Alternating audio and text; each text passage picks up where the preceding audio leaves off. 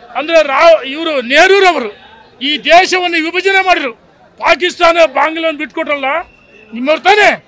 ಇಂದು ಭಾರತ್ ಜೋಡೋ ರಾಹುಲ್ ಗಾಂಧಿ ಮಾಡ್ತಾರಲ್ಲ, ಏನ್ ಅಖಂಡ ಭಾರತ ಹೊಡೆದೋಗಿದೆಯಾ? ಭಾರತ್ ಜೋಡೋ ಅಲ್ಲ, ಭಾರತ್ ತೋಡೋ. ಈ ರಾಹುಲ್ ಗಾಂಧಿ ಅವರು DK ಸುರೇಶ್ ಅವರು ಹೇಳಿಕೆ ಕೊಡಿಸಿದ್ರೆ ಇಂದು ವಿನಯ್ ಕುಲಕರ್ಣಿ ಅವರು ಹೇಳಿಕೆ ಕೊಡದಂತೆ ನಾನು ಕೇಳಿದ್ದೀನಿ.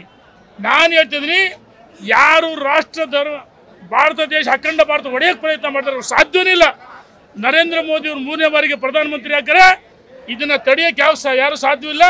ಸೂರ್ಯಚಂದ್ರ ಎಷ್ಟು ಸತ್ಯನೋ ನರೇಂದ್ರ ಮೋದಿ ಅವರು ಮತ್ತೊಮ್ಮೆ 400 ಲೋಕಸಭಾ ಸದಸ್ಯರನ್ನ ದೇಶದಲ್ಲಿ ಆಯ್ಕೆ ಮಾಡ್ತಾರೆ ಭಾರತೀಯ ಜನತಾ ಪಾರ್ಟಿ NDA ಮೈತ್ರಿಕೂಟ.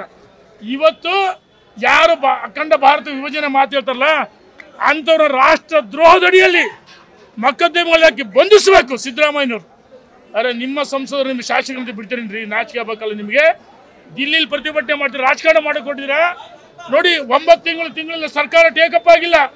ಬಾಲಕೃಷ್ಣ ಒಂದು ರೀತಿ ಹೇಳ್ತಾರೆ, ಸರ್ಕಾರ ಟೇಕಪ್ ಆಗಿಲ್ಲ.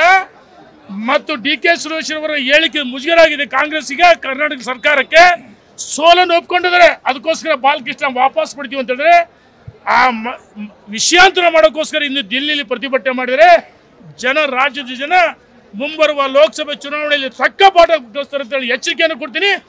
ಏನು DK ಸುರೇಶ್ ಅವರು ವಿನಯ್ ಕುಲಕರ್ಣಿ ದೇಶ ವಿಭಜನೆ ಮಾತಾಡಿದರೆ ರಾಷ್ಟ್ರ ದ್ರೋಹದ ಅಡಿ ಕೇಸನ್ನು ಹಾಕಿ ಬಂಧಿಸಬೇಕು.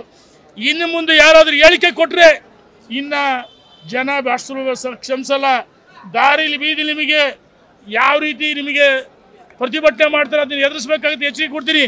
ಇಂಥವ್ರನ್ನ ಗಲ್ಲಿಗೇರಿಸೋಕಂತ ಹೇಳಿ ನಾನು ಸರ್ಕಾರಕ್ಕೆ ಮುಲಾಜಿಲ್ಲವ ನಿಷ್ಪಕ್ಷಪಾತವು ತನಿಖೆ ಮಾಡೋಕ್ಕೂ ರಾಷ್ಟ್ರದ್ರೋಹದ ಕೇಸನ್ನು ಹಾಕಬೇಕು, ಬಂಧಿಸಬೇಕು. ಇನ್ನು ಮುಂದೆ ಯಾರಾದರೂ ಮಾತಾಡಿದ್ರೆ ಗಲ್ಲಿಗೇರಿಸಬೇಕಂತ ಹೇಳಿ ನಾನು ಒತ್ತಾಯ ಮಾಡ್ತೀನಿ. ಧನ್ಯವಾದಗಳು.